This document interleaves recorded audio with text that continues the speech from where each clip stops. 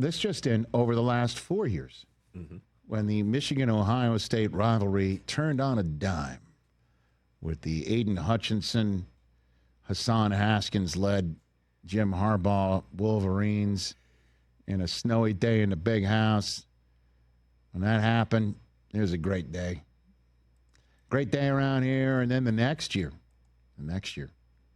going into the Horseshoe with J.J. McCarthy and his first season there, and Michigan haven't lost a single game, and they go in there and beat him in the Horseshoe, beat C.J. Stroud in the Horseshoe, sending Garrett Wilson into the NFL season, with without a win against Michigan in his last game there. And then they go back to the big house, and Blake Corum pops one on them, and they pop him in the mouth, and Michigan does go on to win the national championship as to date, the last undefeated national champion in collegiate football. And then last year, supposed to end the streak because Michigan was without Harbaugh and without a lot of players, and they go in with a walk-in quarterback and win that game. I mean, that was totally unexpected. 4 wins in a row. As you know, I've been talking with my chest because, it'd been a while. Got my my words and my body parts handed to me by Ohio State and Urban Meyer and whatever for all those years. So I've been talking. Yeah. And at some point, I knew it would all end. At some point. It's always cyclical. That's what happens with a rivalry. But a 5th in a row would have been really sweet, especially with Ohio State being undefeated and Michigan now having the wonderkind who came in here, Bryce Underwood, kind enough to come in here over the summer, talking smack to LeBron. Came in here and talked about it, and then Bryce Underwood in his first game against Ohio State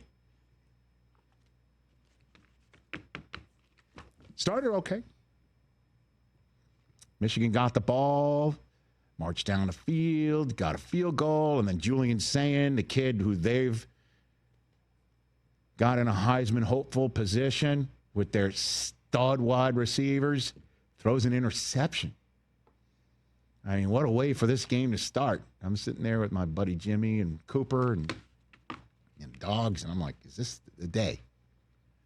Is this possibly the day with snow coming? The answer was an emphatic no. It was not. Ohio State came into the big house after having a disastrous start to this 2025 version and hit my Wolverines in the mouth repeatedly.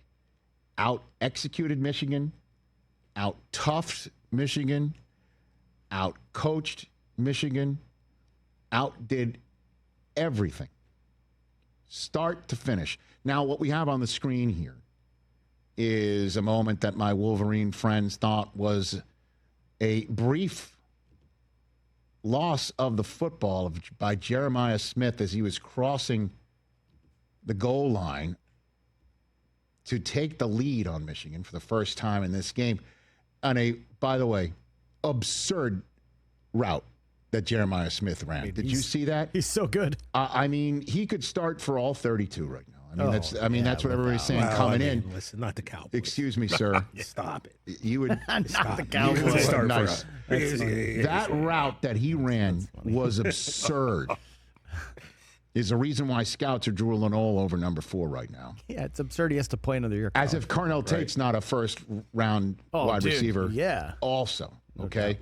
And for a moment, I thought I was going to finally benefit on a rule that I would like out of football, which is if you fumble and you step out of bounds, as it looked like Smith was going to do, it looked for a hot minute that they were going to take that touchdown away, which would have been a gift from the football gods that I wasn't expecting. And, of course, they said that they didn't have a proper view of it and said that the ruling was upheld, which is kind of weird because if you don't have a proper rule of it, the play stands is called, but whatever. That's Big Ten language for the referees there. And even, hey, listen, even if you feel, my fellow Wolverines, that we were robbed by that, there is a Roman Wilson touchdown from a couple of years ago in the big house that Ohio State fans thought they ripped from his hands. You remember that one? Mm-hmm. Okay, so Maybe it's evening things out. But it didn't matter anyway. Michigan just wasn't. It's unfortunate to say, but I'm always going to shoot you straight. Just weren't equipped. This kid Julian Sand was making every throw after that interception. He shook it off, which is what terrific quarterbacks are supposed to do. He shook it off in a way that other quarterbacks that have been playing in this big game for the last few years weren't able to. And then when the snow started coming down, and this was supposed to be the weather in which Michigan was supposed to dominate and out-tough Ohio State, they decided to just run it down Michigan's throat, which was the toughest thing to take. Actually, the toughest thing to take was after the game, seeing Michigan try to defend the M in the middle of the field, right? After they couldn't properly defend their own end zone on occasion. Even when Buckeye Brutus, whatever the hell, Brutus, Buckeye, whatever the hell, stepped out in the snow, and did you see Drew Script, Ohio, on like the 1 yard line and then an X over the M in the end zone? That got wiped out real quick. Well, I mean, they tried, but they did everything right, including the way they handled the win afterwards. This is what Ryan Day had every reason to crow. He had every reason to stick it where the sun does not shine. But this is what he had to say after the game to the press. As you can imagine, over the years, after winning this game, what I'd say in this press conference, and I'm going to save all those comments because I think the best thing to do is win with humility, and that's what we're going to do. And I think that's it speaks to our program. It speaks to what it means to be a Buckeye, and we wanted to take this rivalry game back this year, and so the way that our guys played certainly spoke to that. Mission accomplished, Ryan Day. You took it back. That is no doubt about it. And you know what really had to really stick in my coach's craw was when the Michigan players were out on the M after the game, making sure that there was no flag planted. I don't know if did you see this? Ryan Day went up to Coach Moore and said, basically, can you get your players off the field here? We're not planting flags here today. And them being here is what could create the ruckus. And Moore, I think, understood that and was being told by the other coach on his own field, can you get your players off? And it was the right thing to do. And that had to really stick in Sharon Moore's craw because it was the right thing to do. Get off the field, none of this other stuff. Yeah, cooler heads. And it made me feel silly as to the way I did react to the flag planting and the OH stuff, and that I need to act like a better somebody of my own age. I swear to you, I went through, I saw that moment. I'm like, how dare he go up to my coach on this field? But he did it the right way. And I kind of feel like I want to apologize to Ryan Day the way that I've been having fun at his expense. Honestly. And no notes. Pitch perfect. Ohio State going into that stadium, do what they did with their receivers. Tate up top, Smith on a perfect route, touchdowns, and then Bo Jackson, what a name, down Michigan's throat with other running backs. And then afterwards, get off, don't plant a flag. I'm not even going to say what I want to say here in this microphone.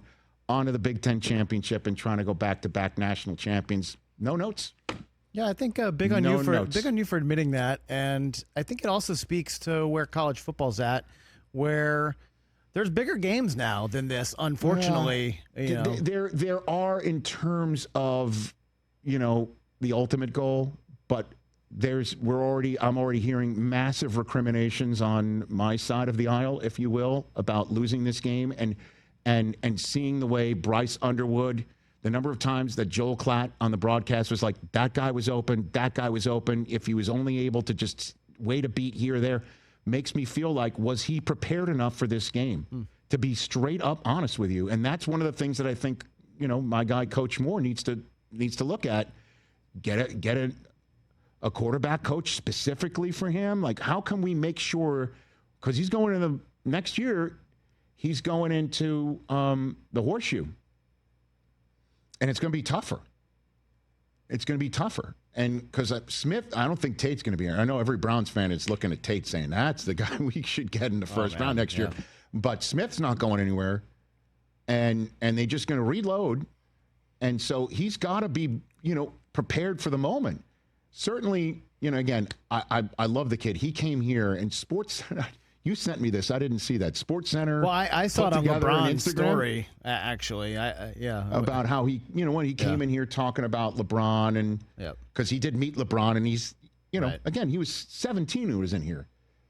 And so he's feeling really good about himself. And LeBron retweeted it when he basically said, it's all over for Ohio State. And and again, he was here and was kind enough to come in here. And he's also a brash young kid. But I'm just wondering, how will he process this moving forward? How will Michigan process this moving forward? Because it's more than just a game. It's a legacy game and all of that stuff. But for Ohio State, it's just like Michigan, in many of the previous years when Jim was there and when Sharon was the acting head coach, it's a stepping stone to something bigger while preventing the other team from doing what it's doing. So that's the way I'm reacting to it. And I will say this one more time. Why the Big Ten is happy to have Indiana and Ohio State put their undefeateds against each other in a game prior to this college football playoff. Like, what are we doing? What do you want? You want one of these teams to get nicked up? You want one of these teams to put something on film, on tape? You know what I mean? Same thing in the SEC. It's Alabama, Georgia, and it's just why? What's the point? Well, I mean, especially if none of the results are supposed to matter, affect the final 12, right? Right, and Alabama is maybe a bubble team. If they get blown out, are they out now? It's kind of weird. I don't know. So championship weekend needs to go bye-bye. I think that's inevitable, but this part and parcel of everything that's gone on in college football over the past few years is just, once again, the world is changing and there's no adults in the room to try and figure out a better way to do it. Yeah. Where all the presidents and coaches and athletics directors are all on the same page. Yeah. But congrats to Ohio State. A full thumping. And they handled it in the manner in which I'm appreciative. Hey, you made it all the way to the end. Thanks for that. Check us out every single day streaming live on Disney Plus and the ESPN app 12 to 3 Eastern.